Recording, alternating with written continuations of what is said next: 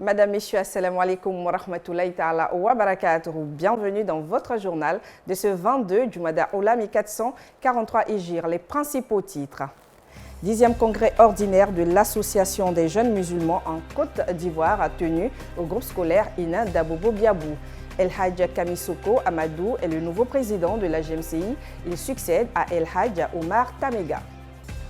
À l'occasion des fêtes de fin d'année, 500 orphelins de l'orphelinat Garçons de Bingerville ont reçu des cadeaux de l'ambassadeur du Royaume d'Arabie Saoudite en Côte d'Ivoire en partenariat avec la Fondation Paix et Unité en Afrique.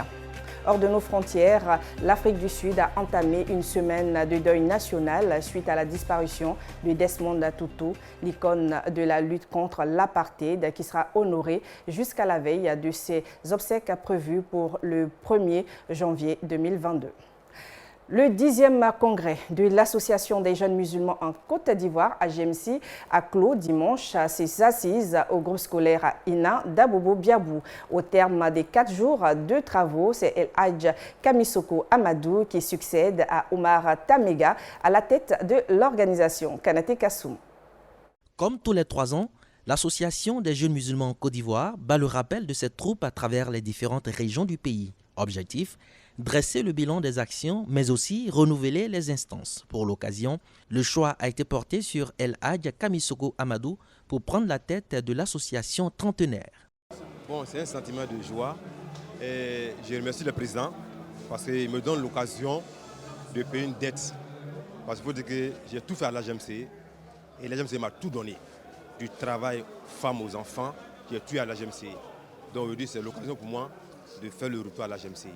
Et je lance un appel à tous les AGMC, à tous les amours, de se lever comme un seul homme, vraiment pour venir travailler pour l'AGMC, pour que la société parte de l'avant, Inch'Allah. Sissé Ibrahim et Traoré Yakouba ont été reconduits au poste de commissaire aux comptes. D'ailleurs, plusieurs défis attendent la nouvelle équipe dirigeante de l'AGMCI. Les choses ont évolué, les choses ont changé, l'organisation de l'islam en Côte d'Ivoire évolue. Il faut que l'AGMCI s'adapte. Beaucoup de résolutions ont été prises. Il faut que ces résolutions-là soient mises en œuvre. Ce qu'on peut lui souhaiter, c'est toutes nos félicitations, comme on l'a dit. Et on demande à Allah subhanahu wa ta'ala de l'aider dans sa nouvelle tâche, de nous permettre de consolider nos liens et d'emmener la GMCI au niveau le plus haut. Voilà, aujourd'hui, la GMCI a 30 ans. Voilà, c'est un challenge énorme et vraiment ce sont des vœux d'encouragement et je souhaite vraiment qu'ils s'entourent vraiment d'une équipe de jeunes percutants, vraiment prêts pour la cause d'Allah, qui pourront l'accompagner. Logisticien de formation, El Hadj Kamisoko Amadou est membre de l'AGMCI depuis 30 ans. Il est marié et père de 6 enfants. Quant à l'Association des élèves et étudiants musulmans de Côte d'Ivoire, AEMC, elle a tenu samedi à l'université Félix Houphouët-Boigny son assemblée générale ordinaire. Il s'agit de faire le bilan à mi-parcours de la mandature 2020-2023, 2021-2023, un bilan jugé satisfaisant par les organes centraux de l'institution malgré des difficultés. Yacoub Koné. Entre 8h et 14h ce samedi, point de blouse dans la cour et les amphithéâtres de la faculté de médecine de l'université Félix Houphouët-Boigny.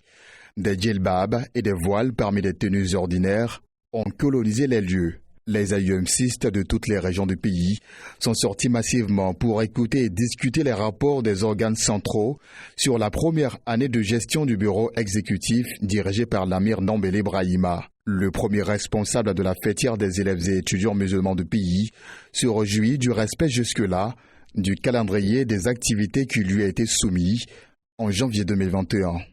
Chaque secrétaire national a un cahier de charges et chaque sénat suit son cahier de charges de façon progressive. On alloue les formateurs à la base en fonction des conférences, on interpelle les militants sur les prises de position sur les réseaux sociaux. Tout ce qu'on devait faire par la grâce de Dieu a été fait. Des prouesses réalisées non sans difficulté. Pendant la seconde phase de cette mandature, le bureau devra faire face, voire tenter d'apporter des solutions à des maux qui ont toujours alourdi les pas de l'AEMC. On a des problèmes financiers pour remédier à nos problèmes sociaux et nos budgets de fonctionnement. Parce que nous sommes étudiants, nous sommes élèves. et on ne vive que des dons jusqu'à preuve du contraire. Encore une autre fois, l'association a bénéficié du soutien des autorités religieuses et des dévanciers qui n'ont pas tari de conseils qui les aideraient à relever les prochains défis. Nous avons de hautes personnalités de cette République de Côte d'Ivoire dans tous les domaines qui ont été des puits produits de l'AMC. Venir à l'AMC, au contraire, vous donne des moyens, un bagage tant académique, mais un bagage pour affronter les défis de demain. En décembre 2022, les AUMCistes se retrouveront de nouveau, cette fois-ci pour renouveler les instances dirigeantes, comme prévu dans les textes. Depuis le 15 décembre dernier, le célèbre prédicateur malien Imam Abdoulaye Koïta séjourne en Côte d'Ivoire pour une tournée de Dawa ou appel à l'islam. Après Korogo, Bouaké, Mont et Daloa, le guide religieux a animé dimanche une conférence à l'université Abou Wadjami. Le reportage d'Al-Djouma Bokoum est commenté par Abdoulaziz Diallo. C'est un amphithéâtre de l'université Nangu à Brogoa plein à craquer. À la tribune, Imam Abdoulaye Koïta, venu du Mali. Un prédicateur adulé par les jeunes, les adultes et les femmes. La sincérité, l'éducation, la piété et la nécessité de l'union de la communauté musulmane sont autant de sujets abordés par le guide religieux lors de sa communication. Nous sommes très heureux d'être en Côte d'Ivoire. Depuis notre arrivée, nous avons été surpris par l'hospitalité des musulmans. Les populations viennent de plus en plus nombreux à nos conférences et nous en sommes très heureux. Comme à chacune de ses sorties, l'imam Abdoulaye Koïta force l'admiration eu égard à son éloquence et à la pertinence des thématiques abordées. C'est une grande action que tous les musulmans, bons musulmans, doivent mettre ce programme-là dans son calendrier. Il ne reste qu'une seule fois sorti, il fait la Dawa, la tournée nationale. Inch'Allah, c'est beaucoup bénéfique. Vraiment, je suis un grand fan d'Abdoulaye Koïta. C'est ma première fois aussi de le voir. J'ai essayé plusieurs fois de le voir, mais malheureusement, je n'ai pas pu. Abidjan constitue l'ultime étape de la tournée de l'imam Abdoulaye Koïta en terre ivoirienne. Une tournée de prédication ou appel à l'islam qui s'achève, Inch'Allah, le 6 janvier prochain. 500 enfants de l'orphelinat de garçons de la commune de Bingerville ont reçu des cadeaux de l'ambassadeur du Royaume d'Arabie Saoudite en Côte d'Ivoire en partenariat avec la Fondation Paix Unité en Afrique. La cérémonie de remise s'est tenue hier. Abdoulakim Odouloye y était. Les pensionnaires de l'orphelinat de garçons de Bingerville pourront passer de belles fêtes de fin d'année et ce grâce à la générosité du diplomate saoudien en Côte d'Ivoire, son Excellence Abdullah bin Ahmed Al-Soubey.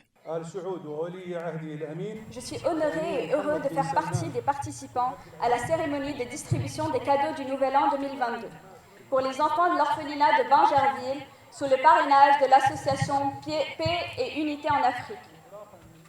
La charité fait partie de la religion islamique.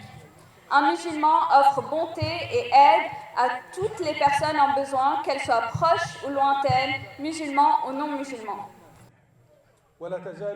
Ce geste de l'ambassadeur à l'endroit des enfants est salué à sa juste valeur par la direction de l'orphelinat et le ministère de la Famille, de la Femme et de l'Enfant, ainsi que des bénéficiaires.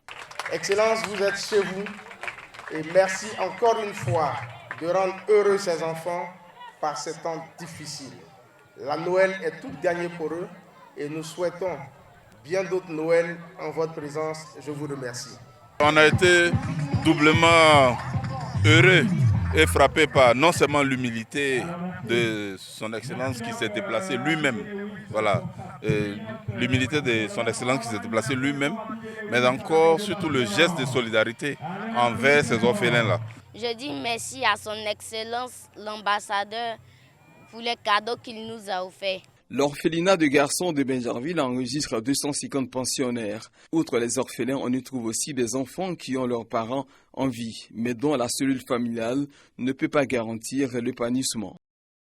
Toujours action de solidarité, le consul du Mali dans la région de Landénié-Duablin, El Hadja Oumar Maïga, vient d'offrir une mosquée aux fidèles du quartier camp militaire d'Abangourou. Celle-ci a été inaugurée vendredi. Ahmed Bakaïko et Mohamed Kone. Bâtie sur une superficie de 800 mètres carrés, la mosquée porte le nom de Hadja Kadijatou, nom de la mère du donateur, le consul régional du Mali à Abengourou, El Hadj Oumar Maïga. Cette inauguration s'est faite avec la grande prière du vendredi où l'imam principal de la grande mosquée d'Abengourou, Ouattara Saïdou Mamadou, a rappelé dans son sermon l'importance de la construction d'une mosquée. Occasion a été saisie pour présenter le nouvel imam Ouwa Koulibaly de la mosquée Hadja Kadijatou à la communauté. Nombreuses autorités ont pris part à cette inauguration. Nous venons de voir c'est-à-dire se réaliser une belle édifice qui n'est autre que la mosquée, qui va nous permettre de prier dans des conditions plus aisées et proches de la population. Nous venons ici dire merci au donateur, celui qui a bien voulu donner non seulement la parcelle de construction, et aussi construire du début jusqu'à la fin pour donner ça à la communauté musulmane. Les fidèles musulmans du quartier ont exprimé leur joie de voir cette réalisation. La cérémonie a pris fin par la présentation du comité provisoire de gestion de la mosquée. À présent, l'actualité internationale africaine avec nos confrères de la VOA. L'Afrique du Sud a entamé une semaine de deuil pour l'archevêque Desmond Tutu, prix Nobel de la paix et immense figure morale de la lutte contre l'apartheid. Les obsèques auront lieu le samedi 1er janvier au Cap, dans la cathédrale Saint-Georges, son ancienne paroisse. En Somalie, le président Mohamed Abdullahi Mohamed a annoncé la suspension du Premier ministre Mohamed Hussein Roble, qui a aussitôt jugé cette décision inconstitutionnelle dans le cadre d'un conflit sur l'organisation d'élections longtemps retardées. Le Premier ministre accuse le président de vouloir saboter le processus électoral. Au Mali, les autorités dominées par les militaires ont lancé la phase finale des consultations nationales censées constituer le préalable à des élections et un retour des civils au pouvoir. Ces assises boycottées par de nombreuses organisations doivent permettre de faire des propositions concrètes de sortie de crise, selon le colonel Assimi Goïta, président de la transition.